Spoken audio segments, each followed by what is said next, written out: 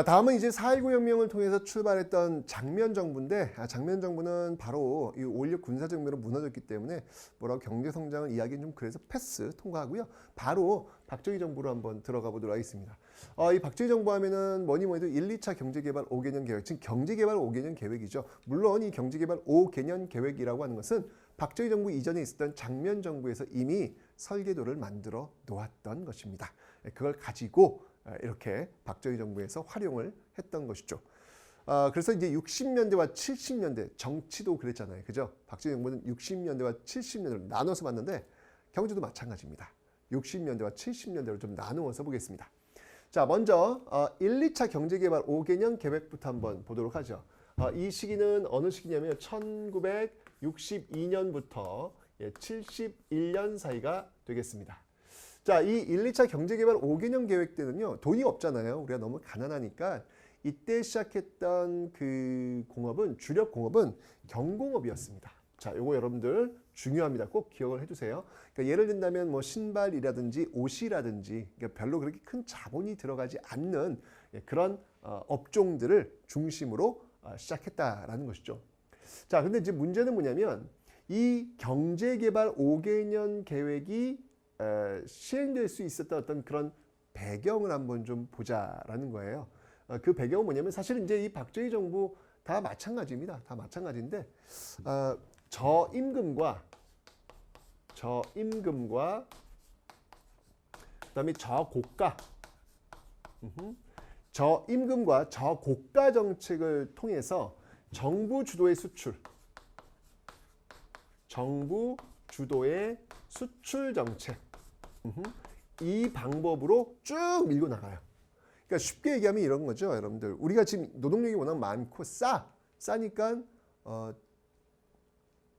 원가를 굉장히 싸게 낮출 수가 있겠죠. 그거 갖고 경쟁하는 거예요. 마치 여러분들 지금 옷택 보면 여기 메드 인 코리아 거의 없어요. 다 뭐 메드 인 베트남, 뭐 메드 인 차이나 이러잖아요, 여러분들. 그죠? 왜냐면 거기 있는 노동력이 싸기 때문에 그걸로 만들어야 단가를 낮출 수 있기 때문에 이득이 남는 거죠. 우리가 이제 그랬다는 얘기예요. 이 당시에. 우리가 똑같이 그 당시에 이제 옷들 이렇게 보면 뒤에 보면 메드 인 코리아야. 예, 그러면 싸게 옷이 만들어졌겠구나 이런 생각을 한다는 얘기죠. 지금 메드 인 코리아는 귀합니다, 여러분들. 지금 메드 인 코리아는 뭐 반도체 뭐 이런 거 만들지 옷 안 만들잖아요, 여러분들. 그죠? 자, 어쨌건 우리 어떤 그런 시대가 있었다는 거 기억하시면 되는데 중요한 건 뭐냐면 이 경제 개발을 하려면 뭐니 해도 머니가 필요해요. 머니가. 그죠? 예, 머니.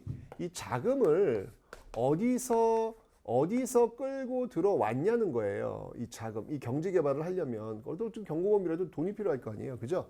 자, 근데 이 방법은 제가 이미 설명을 드렸습니다. 어떻게 했다? 그렇죠? 네, 한일 수교 이런 방식. 예, 김종필 어이라 메모 기억하시라 그랬고요. 그 다음에 베트남 파병 브라운 각서 네, 기억하시라고 제가 설명을 드렸습니다. 베트남 파병을 통해서 자금을 확보했고요. 또 심지어는 여러분들 이 노동자들의 임금을 담보로 잡아가지고 이 파독, 그러니까 독일에 파견을 보낸 거예요. 그 노동자들의 임금을 담보 잡아서 또 돈을 빌려오는 그런 모습들, 광부라든지 또는 간호사. 아이고 참 이분들 맨 처음에 갔을 때는 독일인들이 들어가지 않는 그 1000m나 되는 그 땅속으로 들어가기도 했고요. 간호사들은 그 시신 닦는 일부터 시작했던 정말 여러분들 고생 많이 하신 분들이에요. 그분들의 그 노력이 있었기에 지금의 우리가 있는 거예요. 이거 우리 잊어서는 절대 안 됩니다, 여러분들. 진짜 이 시대의 어떤 그 경제개발, 경제성장의 어떤 그 한강의 기적을 이룬 사람들은 이 시대를 살았던 이름 없는 그 아무개들, 아니 우리의 아버지, 어머니 세대들이다라는 사실, 그분들을 절대로 잊어서는 안 되겠습니다.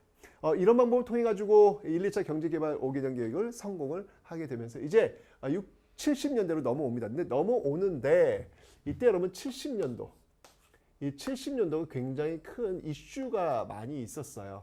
어떤 것들이 있었냐면 이때 이제 이런 어떤 그 자금을 통해 가지고 이때 70년도에 뭐가 개통이 되냐면 바로 경부 고속국도가 이때 개통이 돼요. 제가 누누이 얘기하지만 이때 여러분들 이 경부 고속국도 한 30차선 그냥 놨어야 돼요. 지금은 이게 고속도로인지 이게 일반 도로보다도 느려. 그냥 고속도로를 탄다는 자체가 고통이야 그냥. 그죠? 그냥 아예 30차선 쫙. 이때 땅값 쌌잖아. 쫙 있어야 되는데 아쉬워요. 지금은 아주 주변 땅값이 올라가지고 쉽지가 않잖아요. 그죠? 네. 이거 놓쳤어. 내가 저 타임머신만 있다면 내가 이때 돌아가서 무조건 30차선 이렇게 만들었을 것 같아요.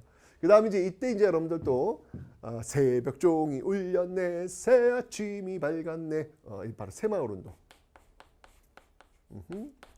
새마을 운동이 또 이때 농촌 사회에서 전개가 되고 있었습니다. 근데 이렇게 뭐 좋은 것만 있었던 건 아니고 여러분들 이게 사실 저임금 저고가라고 하는 어떤 그런 활동 속에서 노동자와 농민들이 희생할 수밖에 없는 거예요. 사실 이 경제 성장, 어떤 기업의 성장 이런 것들이 이런 것들이 어떤 정부 정책의 입안자라든지 그 기업 경영하는 사람들의 어떤 노력도 있었지만 노동자 농민들의 희생이 없이는 불가능했거든요, 여러분들. 그런 과정 속에서 조금이라도 우리의 어떤 인권을 보장해 달라라고 외쳤던 한 청년의 목소리가 있었습니다. 그게 1970년이었죠. 바로 전태일. 이 전태일 분신 사건. 참 가슴 아픈 그런 모습인데 이 전태일이 일하고 있는 그 청계천에서 일하고 있는 어떤 그런 과정 속에서 당시 이 소녀 중학생들밖에 안 되는 중고등학생 그 여성 노동자들이 계속해서 미식을 돌리고 있는데 진짜 3평 되는 공간에 10몇 명이 들어와서 일을 하는 거예요. 그러니까 얼마나 좁아. 그리고 아주 다락같이 아주 이 공기도 밀폐되어 있는 그런 공간. 그러니까 뭐가 폐병 걸리는 거예요. 그럼에도 불구하고 일할 수밖에 없는 이런 열악한 상황. 그런데 여러분 이런 열악한 상황을 막을 수 있는 방법이 있더라는 거예요. 이미 이런 거 하지 말라고 법이 만들어져 있더라는 거예요. 그걸 알게 되죠.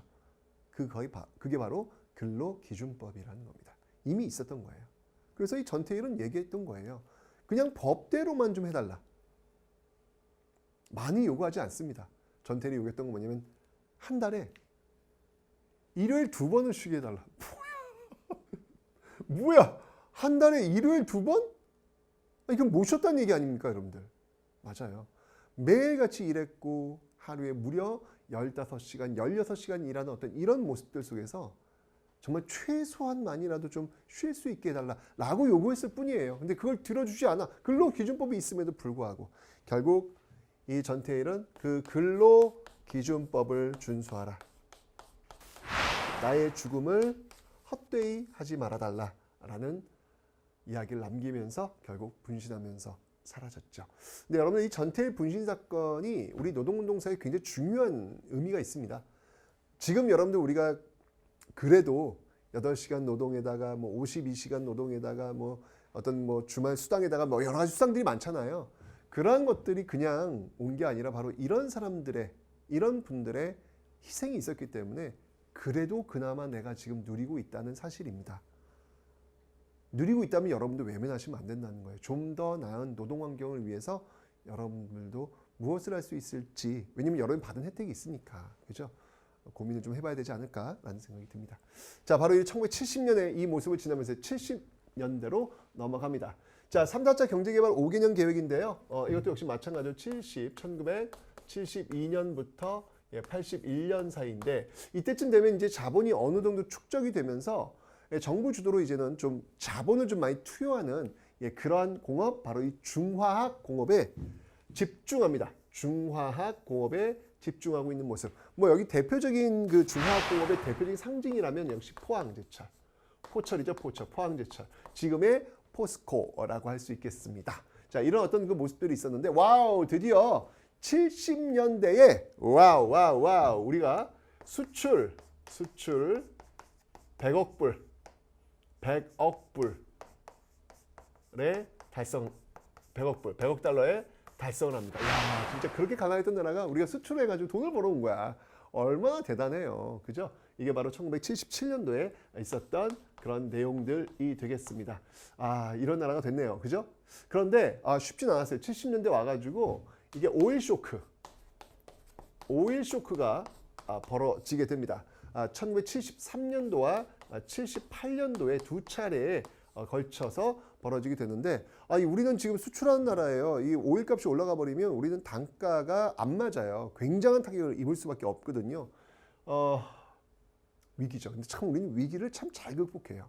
심지어 이 73년도 이때는 여러분 어떻게 했냐면 이 중동 지역에서 이 오일이 안 올라오니까 또는 비싸지니까 아예 중동 지역으로 날아가요.